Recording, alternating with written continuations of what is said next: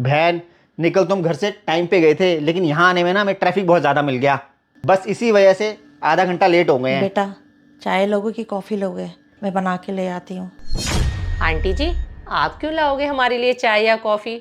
और हमें तो ये भी समझ नहीं आया, आप हमारे लिए पानी क्यों लेके आए हो? हम आपके बच्चे हैं, ये सारे काम तो दीदी के हैं, तो दीदी करेंगी। अरे नहीं नहीं बेटा, बहू क्यों करेगी?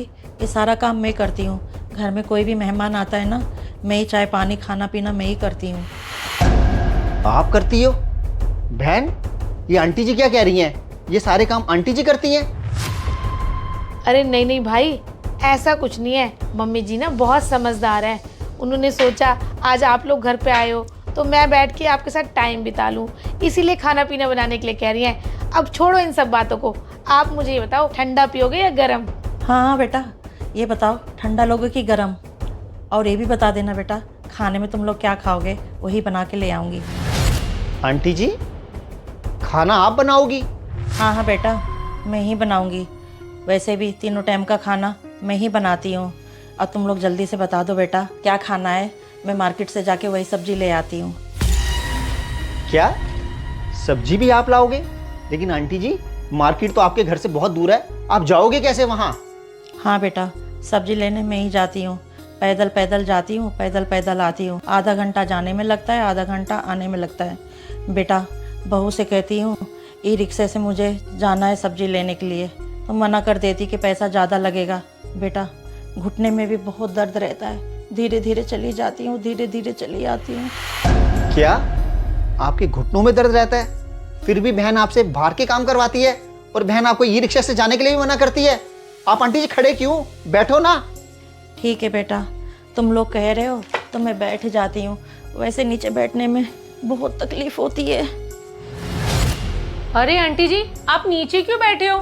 सोफा खाली, आप सोफे पे बैठो हमारे साथ। नहीं नहीं बेटा, इन सोफों पे मैं नहीं बैठूंगी। बहू ने कहा है मम्मी जी आपके हाथ पैर बहुत गंदे रहते हैं, आप नीचे बैठा करो, सोफे गंदे हो जाएंगे। बहन, मुझे तो आंटी जी के हाथ पैर कहीं से गंदे नजर नहीं आ रहे हैं। और आंटी जी, ये आपके माथे पर चोट कैसी लगी हुई है? कुछ नहीं बेटा, कल बर्तन धो रही थी, कांच की प्लेट मेरे हाथ से टूट गई। बहू ने देखा, गुस्से में आके मुझे धक्का मारा, तो मैं जाके दीवार पे लगी। क्या आंटी जी, बहन ने आपको धक्का मारा? बहन, ये तेरे घर में चल क्या रहा है? तूने आंटी जी को धक्का मारा? आंटी जी, सबसे पहले तो आप उठो, उठो आंटी जी। दीदी, हम जब से आपके घर में आए हैं ना, हम काफ़ी चीज़ें नोटिस कर रहे थे और हमें सारी बातें समझ भी आ रही थी। लेकिन दीदी, आपसे ये उम्मीद नहीं थी कि आपने आंटी जी को इस उम्र में धक्का मारा और उनके सर पे कितनी चोट भी आ गई है। अरे नहीं नहीं भाभी जी, जैसा आप सोच रहे हो ना ऐसा कुछ भी नहीं है। मम्मी जी ना किचन में खड़ी हुई थी तो खड़े खड़े मम्मी जी को चक्कर आ गए और मम्मी जी को चोट लग गई। मम्मी जी की तो आदत हो गई है दूसरों पे इल्जाम लगाने की। ओ जस्ट शट अप! झूठ बोलते, जरा भी शर्म नहीं आ रही तुझे? तूने हमें बेवकूफ समझा क्या? मम्मी पापा ने हमें यह संस्कार दिए थे क्या कि अपनी सास की तू इस तरीके से दुर्गति करे? बहन, अगर आज मम्मी पापा जिंदा होते ना तो तेरी ये हरकतें देख के बेचारे जीते जी मर जाते। अब तू सोच के देख, यही हरकतें अगर डॉली मम्मी पापा के साथ करती तो तुझे कैसा लगता? आज जो भी कुछ तू आंटी जी के साथ कर रही है ना, वो सब कुछ देख के हमें बड़ा दुख हो रहा है और हमारा सर भी शर्म से झुक गया है। लेकिन तू इस गलत फहमी में मत रहियो कि हम तुझे सपोर्ट करेंगे। हम उस भैया भाभी में से नहीं है। हम आज से तुझसे अपना रिश्ता खत्म करते हैं। भैया प्लीज, आप मुझसे रिश्ता मत खत्म करो। मैं मानती हूँ कि मम्मी जी को मैं गांव से सिर्फ इसलिए लाई थी ताकि सारे घर के काम करवा सकूं। मैं अपने किए पे बहुत शर्मिंदा हूँ। हो सके तो मुझे माफ कर दो भैया।